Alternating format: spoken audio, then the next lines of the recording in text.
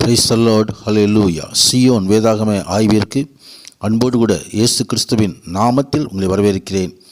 இன்றைய தினத்திலும் அப்போஸ்தலரான பரிசுத்த பவுல் ரோமாபுரியாருக்கு எழுதின நிருபம் அதிகாரம் 4 முதல் 6 அதிகாரங்களில் உள்ள வசனங்களை தியானிக்க சர்வவல்லமை தேவன் நமக்கு கிருபை பாராட்டுவாராக.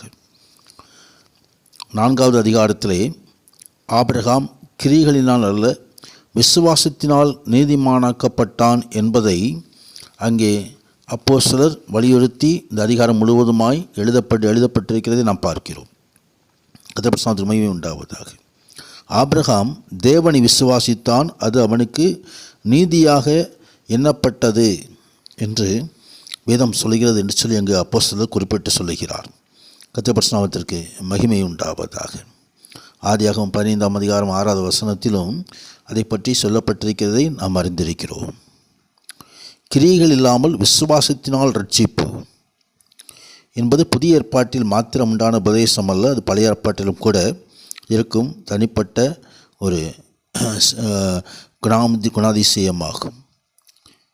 மோசேயை கடந்து ஆபிரகாமை விசுவாசத்துக்கு மாதிரியாக பவுல் அப்போஸ்தலர் எடுத்து காட்டுகிறார். ஆபிரகாம் தேவனிடத்தில் விசுவாசம் வைக்கும் பொழுது அந்த விசுவாசத்தை ஆண்டவராகிய தேவன் நீதியாக எண்ணுகிறார். கர்த்தருக்கு மகிமை உண்டாவதாக. தேவனுக்கு கீழ்ப்படிந்த ஒரு மகனாக ஆபிரகாம் அங்கே எடுத்து காட்டப்படுகிறார். கர்த்தருக்கு மகிமை உண்டாவதாக.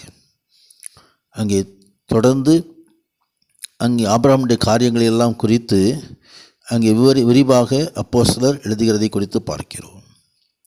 விருத்தசேதனம் இல்லாத காலத்தில் விசுவாசத்தினால் அடைந்த நீதிக்கு முத்திரையாக விருத்தசேதனமாய் அடையாளத்தை பெற்றார் என்று சொல்லி விருத்தசேதனம் இல்லாதவர்களாய் விசுவாசிக்கிற யாவருக்கும் நீதி எனப்படும் பொருட்டாக அவர் தகப்பனாய் இருக்கும்படிக்கு விருத்தசேதனம் பெற்றவர்களாய் மாத்திரமல்ல, நம்முடைய தகப்பனாய் ஆபிரகாம் விருத்தசேதனம் இல்லாத காலத்தில் அடைந்த விசுவாசத்தின் அடிச்சுவடில் நடக்கிறவர்களாய் இருக்கிறவர்களுக்கு தகப்பனாய் இருக்கும்படி இந்த அடையாளத்தை பெற்றான் என்று சொல்லி 11, 12வது வசனங்கள் சொல்லுகிறது.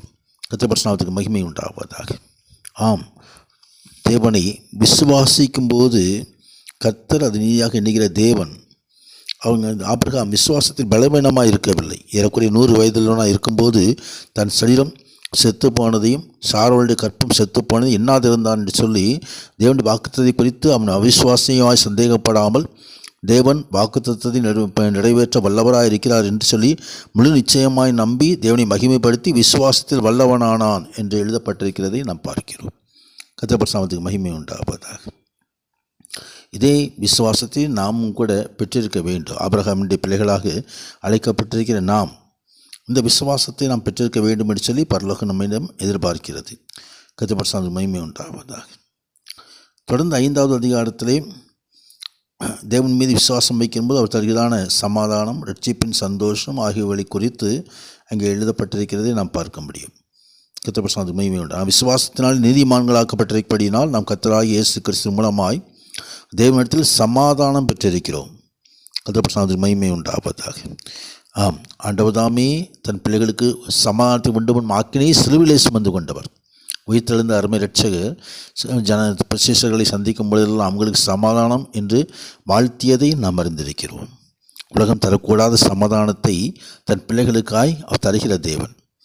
அதோடு கூட நமக்கு அருளப்பட்ட பரிசுத்த ஆவியினாலே தேவ அன்பு நம்முடைய இருதயங்களில் ஊற்றப்பட்டிருக்கிறபடியால் இந்த நம்பிக்கை நம்மை வெட்கப்படுத்தாது. பாவிகளாக இருக்கலே கிறிஸ்து நமக்காக மறுத்ததினாலே தேவன் நம்ம மீது வைத்த அன்பை அவர் விளங்க பண்ணுகிறார். கர்த்தர் மகிமை உண்டாவது. ஆதாமின் மூலமாக மரணம் உண்டானது, அதே போல கிறிஸ்துவின் மூலமாக நமக்கு நித்திய ஜீவன் உண்டாகிறது என்பதை இந்த பகுதியின் கடைசி பகுதியில் தெரிவிக்கிறது.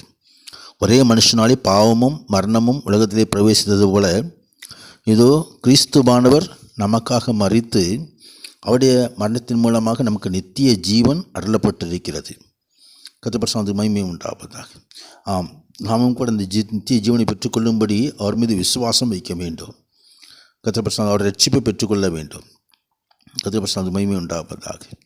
ஆம், தொடர்ந்து 6வது அதிகாரத்திலே பாவத்திற்கு மரித்து கிறிஸ்துவில் பிழைத்திருப்பதை குறித்து வேதம் நமக்கு தெரிவிக்கிறது.